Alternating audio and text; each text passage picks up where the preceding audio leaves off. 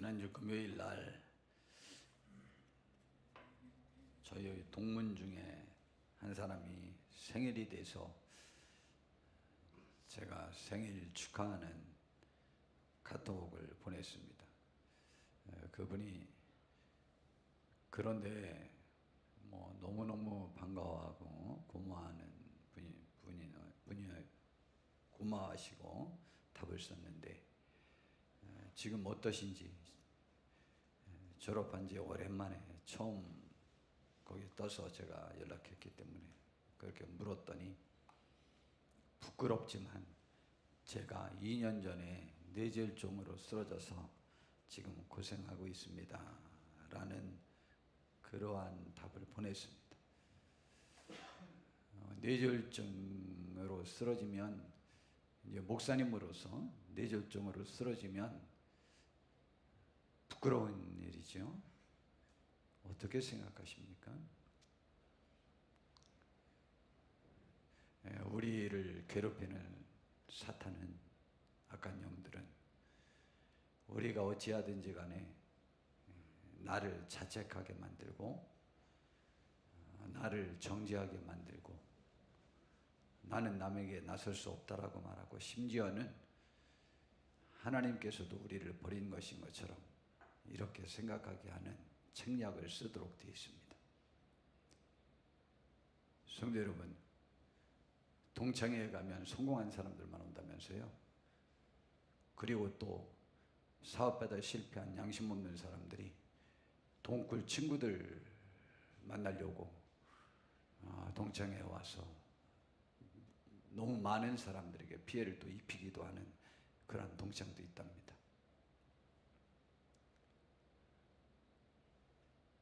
우리들의 가정 경제가 무너졌을 때,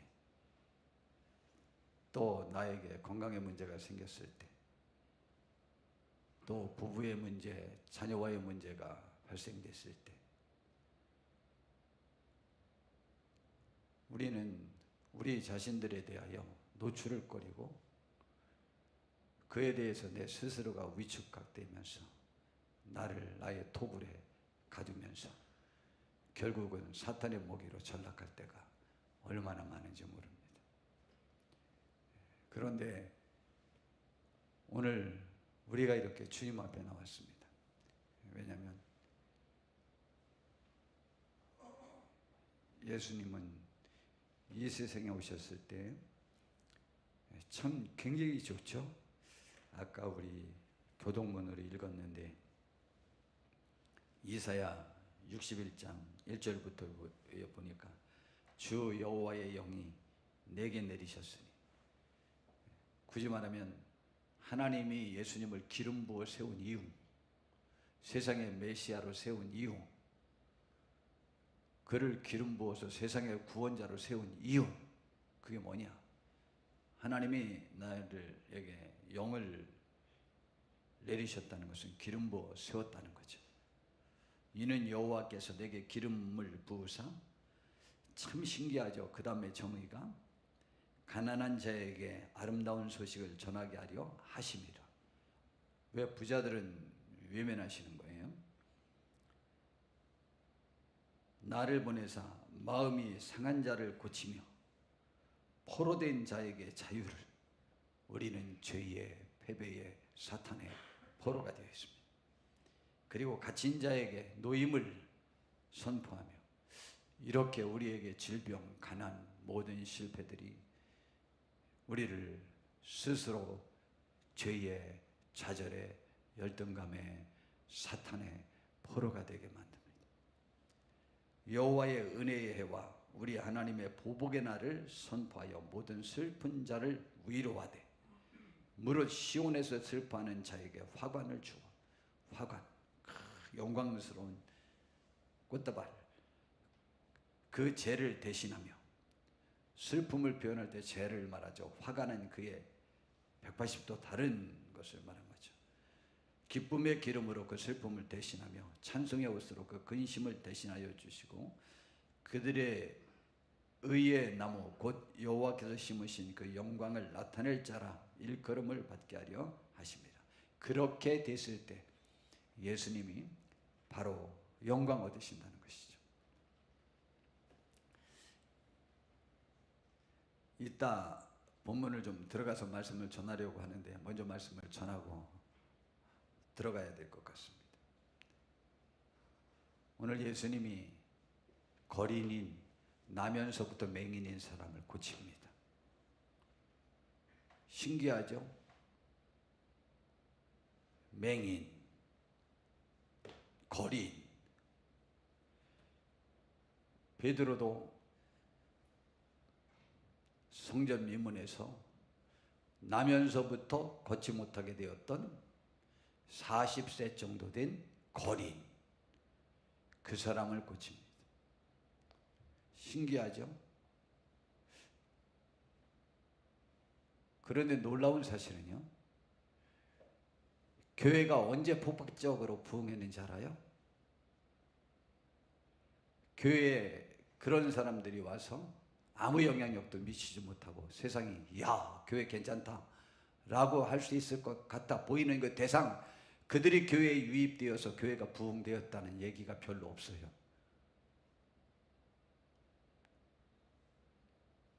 예수님 때도 그러셨고 사도시대의 교회도 그랬습니다. 참 놀라운 사실이죠.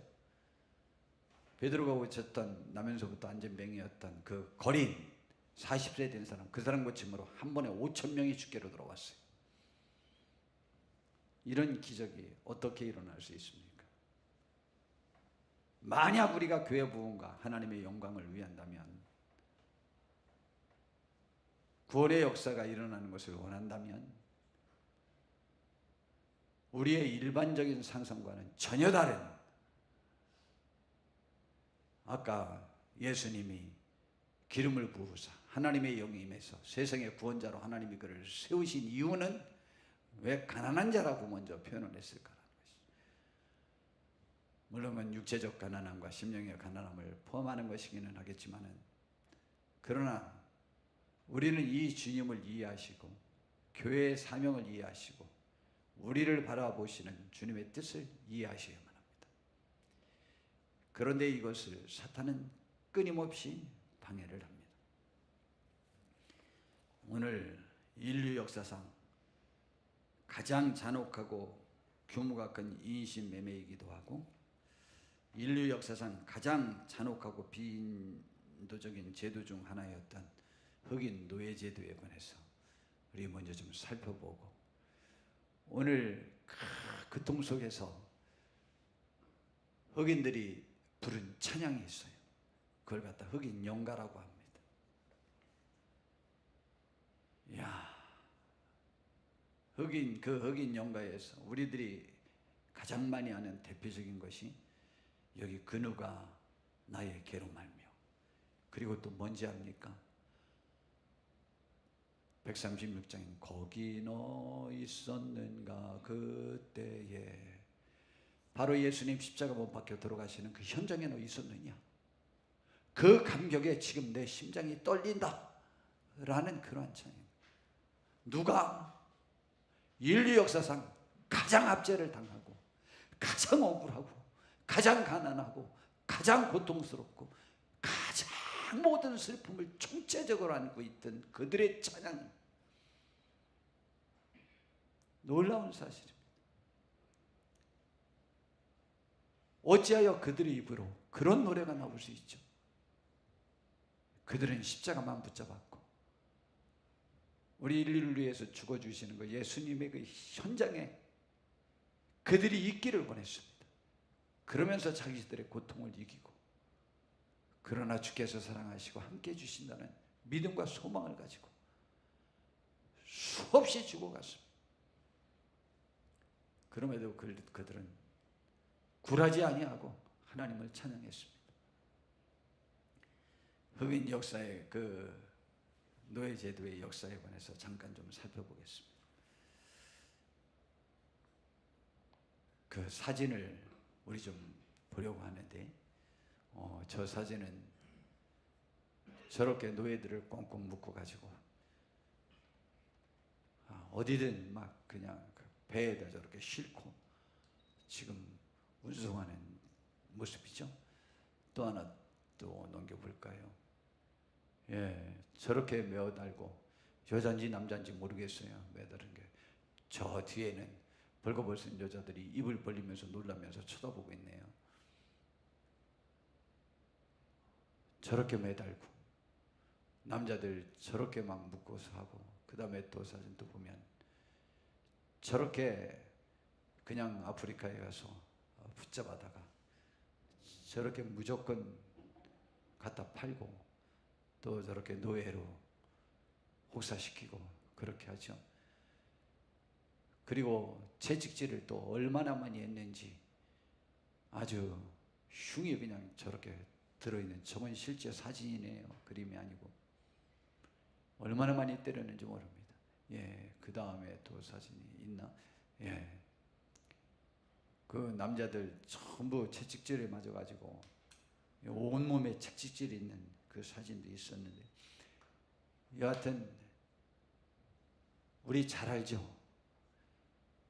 언제부터 그 일이 생겼느냐면 1492년 콜럼버스가 인도를 가려고 했는데 그 배가 하여튼 잘못 가서 지금의 미국, 아메리카를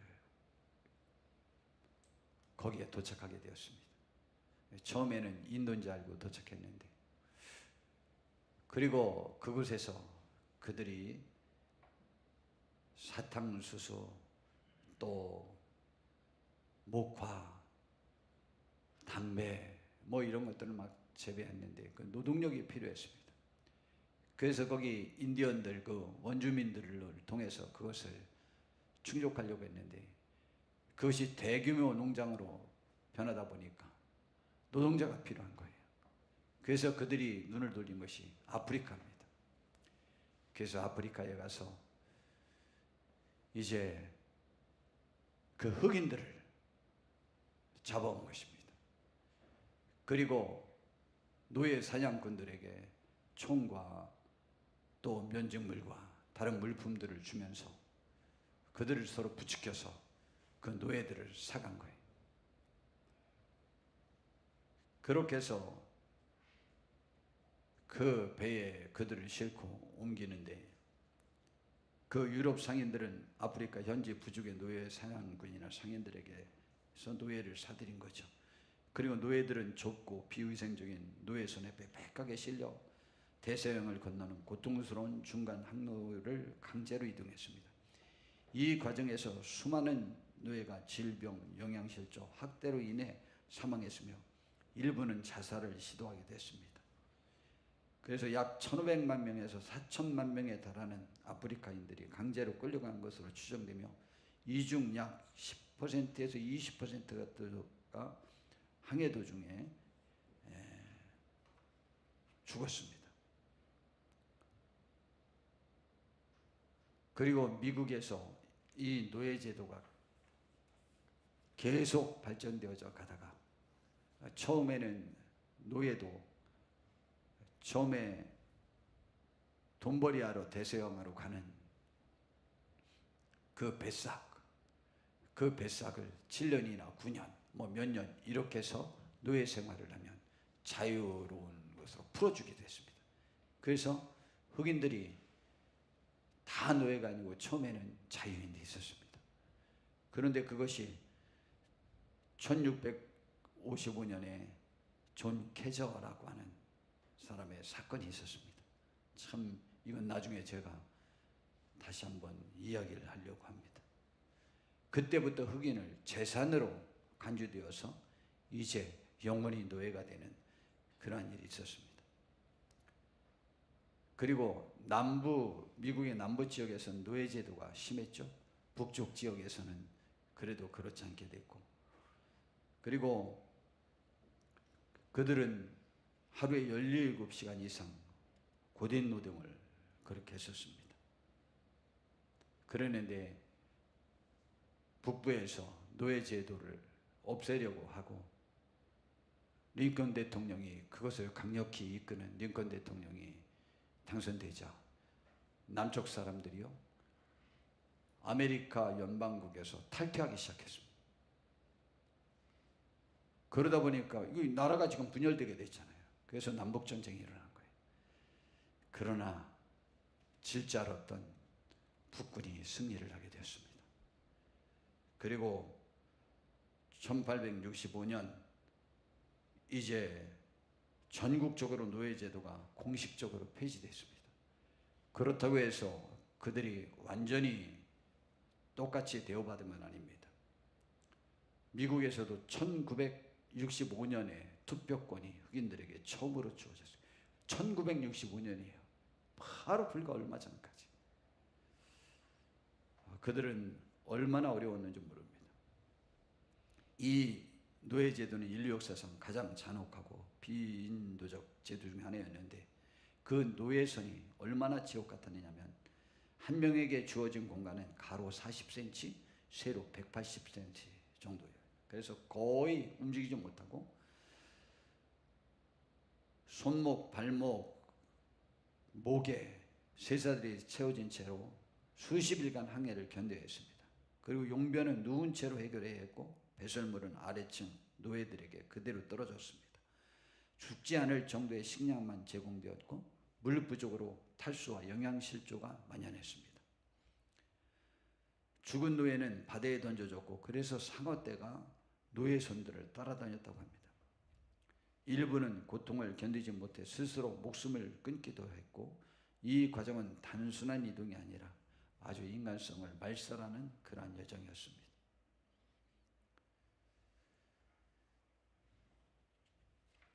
그렇게 해서 그들이 이제 노예 생활을 시작하면 가족이 해체되는 슬픔을 그들이 또 맞이해야 됐습니다.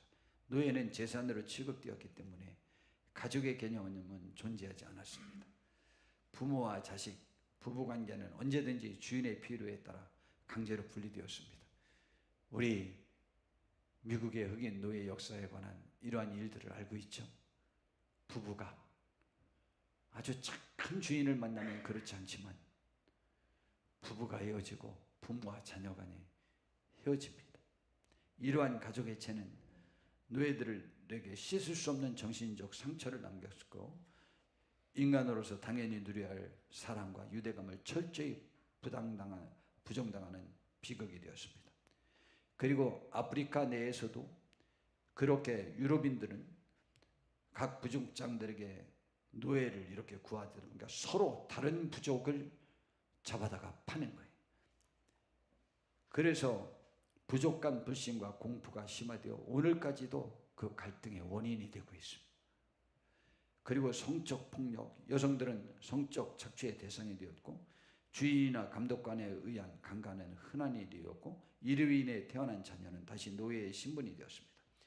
여성 노예의 몸은 주인의 소유물로 여겨졌으며 그들에 의해서는 전혀 존중받지 못했습니다. 이러한 성적 폭력은 육체적 고통뿐만 아니라 깊은 수치심과 정신적 고통을 남겼으며 노예 제도가 얼마나 인간의 존엄성을 파괴했는지를 보여주는 단적인 예입니다. 그들이 그런 고통을 당하는 중에 부른 노래가 오늘 이 시간 근우가 불렀던 근우가 나의 개로 말미암아라는 것입니다. 이건 제가 이 찬송을 부르면서 지금까지도 그 제 마음에 이 격정, 분노, 그리고 놀라움, 이런 감정이 지금 완전히 저를 계속, 물론 이제 2주 전부터 더욱더 사로잡혔지만 점점 심화되어져 가고 있습니다. 우리 좀 같이 좀 불러보려고 하는데 우선 제가 가사를 제가 한번 불러볼게요. 그냥 반주 없이 불러야 되지. 반주를 하면 그 반주들을 하도 못해가지고 하여튼 제 음을 하나도 못 맞춰주더라고. 그너가 나의 개로 말며 또 나의 슬픔할까 주밖에 누가 알아주랴. 그 다음 가사가 이게 왜 여기에 이게 나와야 되죠? 영광 할렐루야. 뭐가 영광 할렐루야예요? 이 세상에 아무도 알아주지 않는, 사람으로 취급받지 않는 재산으로 취급받고, 재산도 그렇게 함부로 대하지는 않지. 재산도 망가질까 봐 조심이라도 하는데 이 재산은 함부로 하는 거예요. 그런데 거기에 영광 할렐루야예요. 저는 어떠하고 우리는 어떠합니까? 이러한 상황이었다면 그때 영광 할렐루야를 우리가 할 수 있나요? 절대 불가능하다고 생각합니다. 그런데 그 상황에서 놀라운 사실은 1절이 뭐가 되는지 알아요? 이 지금 부른 거는 앞에의 후렴, 뒤에의 후렴이 됩니다. 그러면서 나 자주 넘어집니다. 오 주여. 나 자주 실패합니다. 오 주여라고 합니다. 왜 원망이 없죠?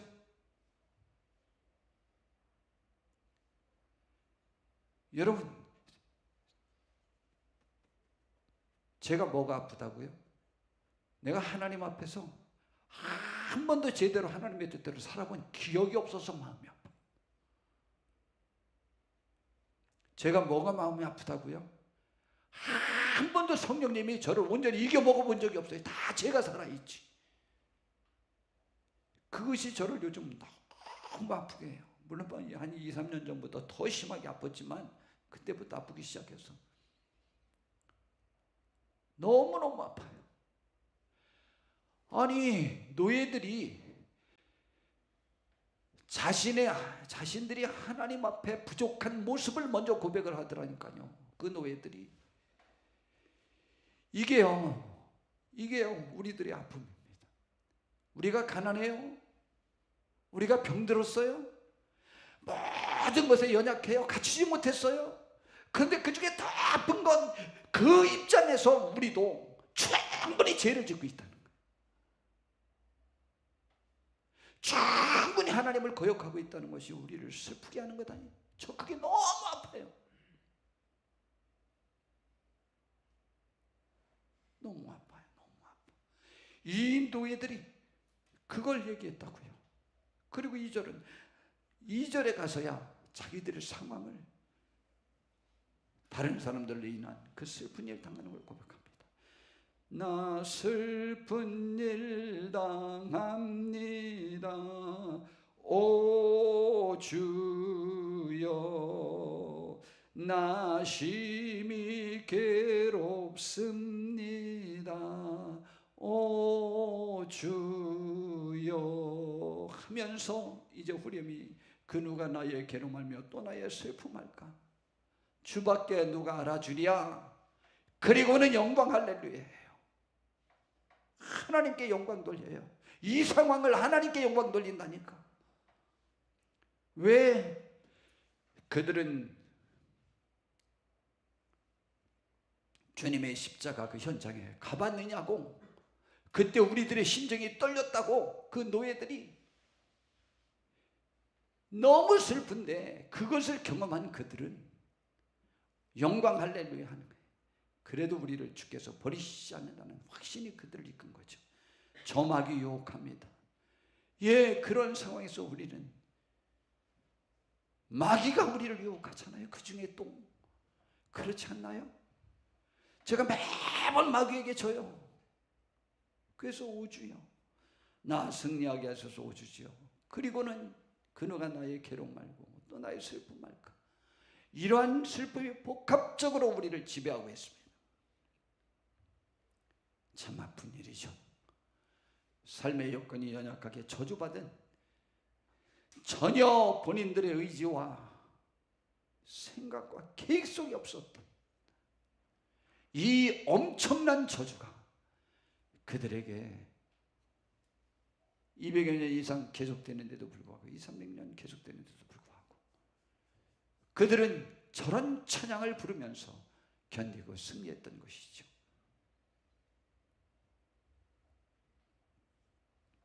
오늘 예수님은 날 때부터 맹인이었던 한 사람을 만납니다.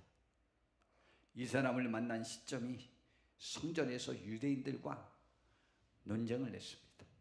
근데 예수님이 이런 말씀을 하셨어요. 나는 너희 조상 아브라함이 있기 전부터 있었다 라고 말을 하니까 네 나이 30밖에 안 된 게 아브라함보다 먼저 났다니 이는 미친 것을 하고 돌로 쳐서 죽여버리려고 하니까 성전에서 도망쳐서 나와버렸습니다. 도대체 뭐 그들하고는 얘기가 안 되니까 나오다가 이제 길에서 만난 거예요. 그때가 유대 절기 중에 초막절, 추수감사 절기예요. 그래갖고 많은 사람들이 예루살렘에 모여 있을 때입니다. 그러니 그 거린도 그 명절 때 돈 좀 더 벌려고도 부지런히 지금 하기 위해서 거리에 있었겠죠. 그런데 오늘 본문 요한복음 9장 1절에 보니까 예수께서 길을 가실 때에 날 때부터 맹인된 사람을 보신지라 그랬어요. 예수님이 보셨다고 하는 것은요, 의도적으로 목적을 가지고 좀 쳐다보고 있는 중이에요. 예수님이 베드로가 성전으로 들어가다가 성전 미문 곁에서 구걸하고 있는 나면서부터 안진뱅이였던 그 사람을 주목하여 봤다고 했어요. 뭔가 얻을까 하여 예수님을 바라봤는데 이 맹인은 뭐 보지 못하니까 지금 무슨 상황이 앞에 전개되는지 전혀 모르고 있는 중입니다. 그러나 예수님께서 의도적으로 그를 바라봤을 때 주님은 목적이 있어서 지금 바라보셨음이 분명합니다. 날 때부터 맹인은 선천적 만성적 상태를 강조하는 표현입니다. 나면서부터 안진뱅이였던 사람과 같은 신세임을 지금 말하고 있는 거죠. 그러한 사람이었는데 예수님이 그 쳐다보고 있으니까 제자들이 물어봤어요. 라비어. 이 라비어라고 하는 것은 선생이라는 거죠. 선생이요. 예수님을 성경 선생님으로 하나님의 뜻을 가르치는 선생님으로 보고 지금 그 예수님의 의견을 듣고 싶어서 지금 말한 거예요.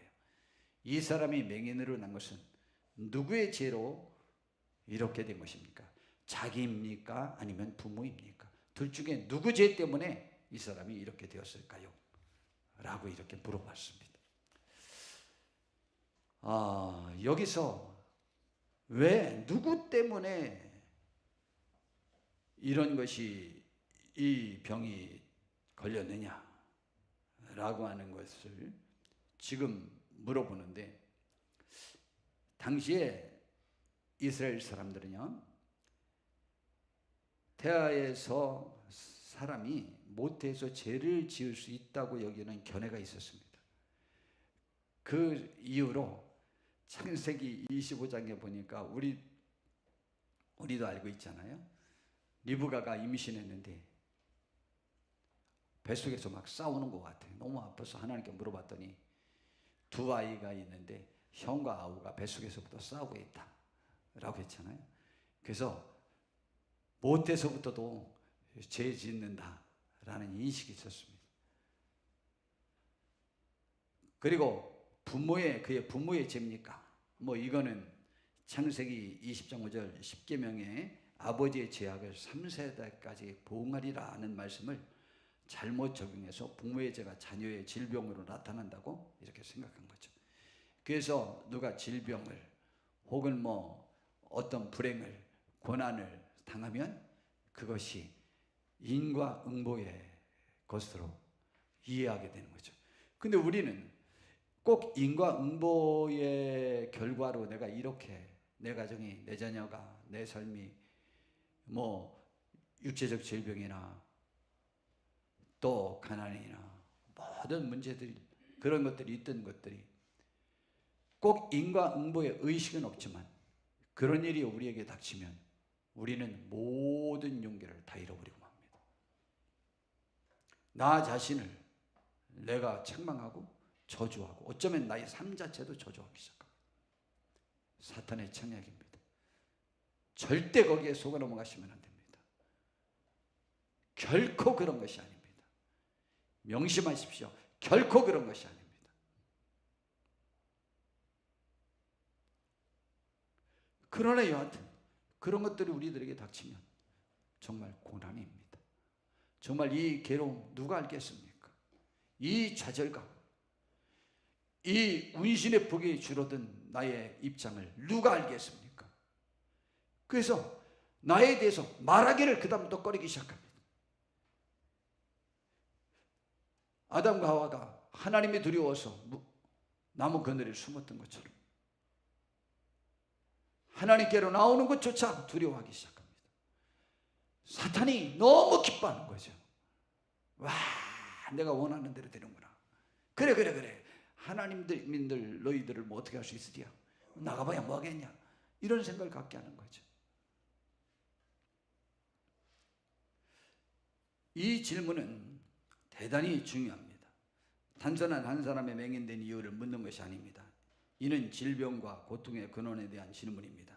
제자들은 이 질문을 통해 율법과 신앙의 관계 그리고 고통의 원인을 명확히 이해하고자 했습니다. 그들은 하나님이 의로우신 분이시라면 죄 없는 자에게 고통을 주시지 않을 것이라고 생각했습니다. 따라서 이 맹인이 겪는 고통은 곧 그의 죄를 증명하는 것이라고 단정했습니다. 당시 맹인으로 태어난 사람은 사회적으로 소외되고 죄인 취급을 받았습니다. 이러한 믿음은 사람들을 정죄하고 차별하는 근거가 되었습니다. 이 맹인이 이제 고쳐지잖아요, 지금. 그런데 유대인들과 논쟁이 벌어졌잖아요. 그런데 너는 너를 고친 사람을 선지자라고 불렀는지 모르지만 우리는 그가 안식일 날 너 일하게 했던 사람이니까 안식일을 어긴 걸 보니까 침뱉어도 발라가지고 가서 씻으라고 일을 시켰으니까 하나님께로부터 온 사람이 아니라고 생각한다. 그랬더니 이 눈뜬 사람 그러잖아요. 참 이상합니다. 하나님은 의인의 말은 들으시고 죄인의 말은 안 들으시는데 나를 고쳤는데 어떻게 그가 죄인이 될 수 있습니까? 야, 내가 죄 가운데 난 자로서 우리를 네가 가르치냐 이 건방지고 그리고 내쫓아버렸잖아요. 그 유대인들이 예수님 내쫓더니 이 사람도 내쫓았습니다.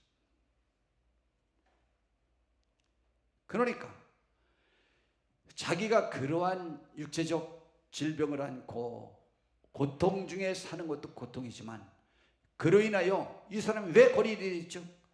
부모는 더 보살펴줘야 되지 않아요? 부모조차도 일을 버려버린 것이죠. 그러니까 거린 행사밖에 안 하고 못하고. 이것이 그때의 상황이었다는 말이죠. 예수님의 제자들조차도 예수님을 그렇게 쫓아다녔던 제자들조차도 이게 누구 죄입니까? 라고 질문할 정도라면 이 사회에서 완전히 소외된 죄인 취급까지도 받게 되는 상황이 되었던 것이죠. 시간 관계상 다 생략하고 예수님이 고치시죠. 눈이 떠졌죠.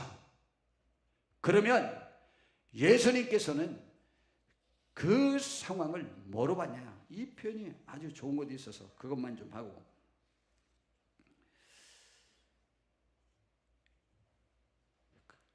누구 죄입니까? 라고 물었더니 예수님은 하나님이 하시고자 하는 일을 나타내려고 함이라는 것이죠. 하나님의 중심적 관점으로 봐야 되는 것이죠. 제자들은 원인, 이 사람의 죄에 집착했다면 예수님 목적, 하나님의 일에 초점을 맞추셨다는 것입니다. 신앙의 초점은 왜 이런 일이 생겼는가가 아니라 이 일을 통해 하나님이 무엇을 하시는가에 있습니다. 그러므로 우리는 나에게서 이런 일이 있었을 때 나는 벌받았어, 저주받았어 라고 생각하지 마시고 이 일을 통해서 내가 어떻게 하나님 앞에 영광을 돌릴까를 생각하셔야만 됩니다. 결론적으로 만약 맹인의 고난을 죄 때문이라고 단정했다면 이런 모든 삶은 저주와 정죄로만 끝났을 것입니다. 그러나 하나님은 약함을 통하여 자신의 뜻을 드러내시며 그 속에서 영광과 구속의 역사를 나타내심입니다. 그러므로 우리는 고난의 이유를 단순히 죄와 연결하지 말고 하나님의 뜻을 묻는 시선을 가져야만 합니다.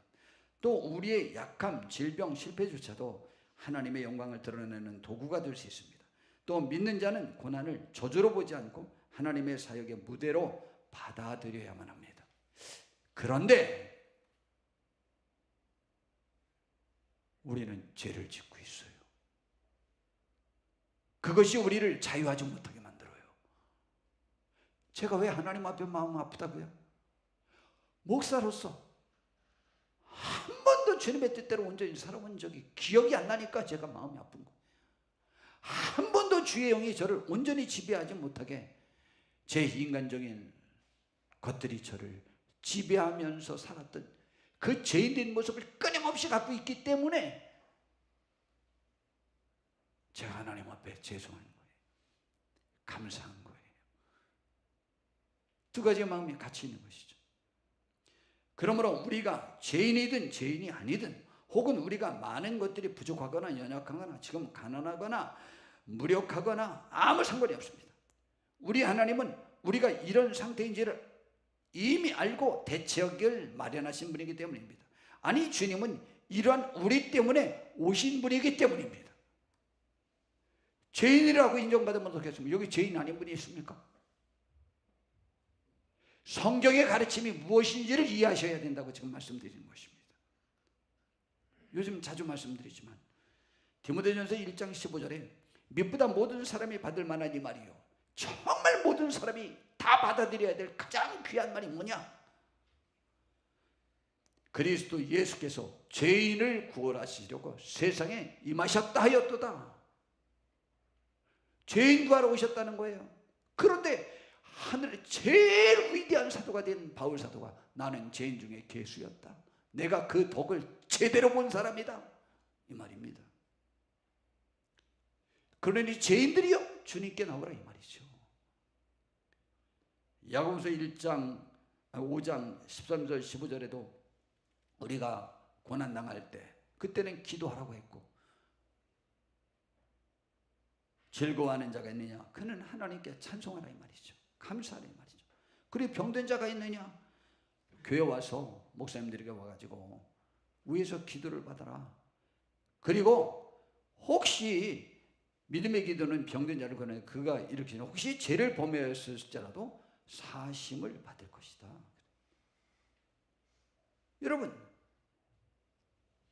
이것은 우리가 죄인이냐 아니냐 아무 상관없어요.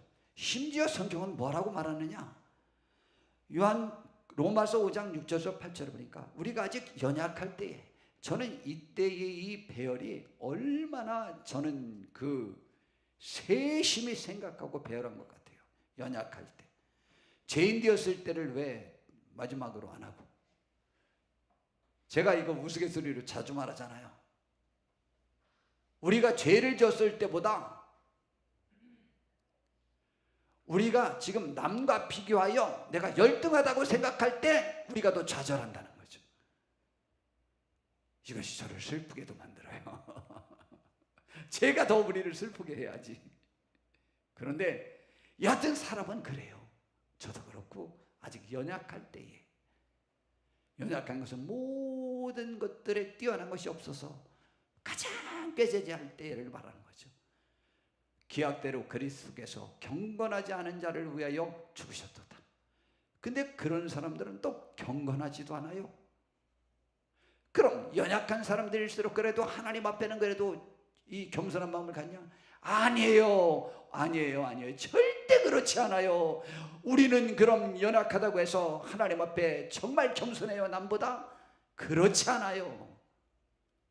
그래서 의인을 위해 죽는 자가 쉽지 않고 선인을 위해 용감히 죽는 자가 혹은 있지만, 우리가 아직 그래서 죄인으로 완전히 팍 확정되었을 때에 그리스도께서 우리를 위해 죽어주심으로 인하여 하나님께서 우리에 대한 자기의 사랑을 확증하셨어요. 성도 여러분, 우리가 죄인으로 인정받았을 때 주님이 우리를 위해서 죽어주시기로 작정하신 거예요. 감사하지 않아요? 내가 죄인이면 어떻고 상관없어요. 주님이 부르시고 있는 음성을 들으셔야 해요. 그래서 이사야 1장 18절에 여호와께서 말씀하실 때 오라 우리가 서로 변론하자. 와서 좀 누가 죄인인지 따져보자 이 말이죠. 그럼 뭐 너희가 죄가 반드시 죄인으로 인정받죠. 너희의 죄가 주홍 같을지라도 내가 눈과 같이 희어질 것이요 너를 그렇게 만들고 진홍같이 붉을지라도 양털같이 내가 희게 해주리라. 요한일서 1장 8절부터 만일 우리가 죄가 없다고 말하면 스스로 속이고 또 진리가 우리 속에 있지 아니할 것이요 내가 죄가 없다고 하는 사람은 새빨간 거짓말이고 진리 안에 있는 사람도 아니라는 거예요. 만일 우리가 죄를 자백하면 그는 미쁘시고 의로우사 우리 죄를 사하시며 우리를 모든 불의에서 깨끗하게 하실 것이요 만일 우리가 범죄하지 아니하였다 하면 하나님을 거짓말하는 이로 만드는 것이니 또한 그의 말씀이 우리 속에 있지도 않는 것이래요. 우리 원래 죄인인 줄 하나님은 알고 우리를 부르신 거예요. 그러니 염려하지 마세요. 우리 때문에 주님이 존재하는 거니까. 베드로전서 2장 24절에 친히 나무에 달려 그 몸으로 우리 죄를 담당하셨으니 그 십자가고 나무는 십자가를 말하는 거예요. 십자가 못 박혀 죽으심으로 우리 죄를 담당하셨으니 이는 우리로 죄에 대하여 죽고 의에 대하여 살게 하려 하심이라. 그가 채찍에 맞음으로 너희는 나음을 얻었다고 그랬어요. 우리 대신 죽어주셨고 우리 대신 채찍 맞았으니 우리는 나음 받았다 이 말이에요. 나음 받을 수 있다. 우리가 죄인인데도 우리 때문에 대신 담당해 주신 분이 있으니 우리의 질병 고난을 해결해 주시겠다 이 말이죠. 그래서 이사야 53장 4절에서 5절에 그는 실로 우리의 질구를 지고 우리의 슬픔을 당하였거늘 우리는 생각하기를 그는 질병을 받아 하나님께 맞으며 고난을 당한다 하였노라.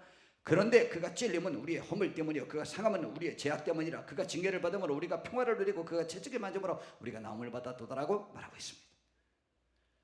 우리를 위하여 대신 죽어주지 않고는 우리의 죄를 해결할 방법이 없어서 우리를 위해서 대신 죽어주시는 사랑을 확증해 보여주셨다는 것이죠. 우리는 그것까지 거부하면 우리의 죄에 더 큰 죄를 첨가하는 것과 같습니다. 더 많이 준비했는데 우리 예어와만 좀 재밌는 이야기나 좀 하면서 마무리할까 합니다. 헬렌 켈러라는 사람이 있습니다. 우리 잘 아시죠? 뭐 너무 유명한 사람이니까. 맹인입니다. 맹인. 2살 때인가 몇 살 때부터 앞을 못 봤어요. 정말 처음엔 반항하였습니다. 그랬는데 설리번이라는 선생님을 만났습니다. 그리고 그가 교육을 잘 받고 그는 놀라운 사람으로 변화됐습니다. 결국 그녀는요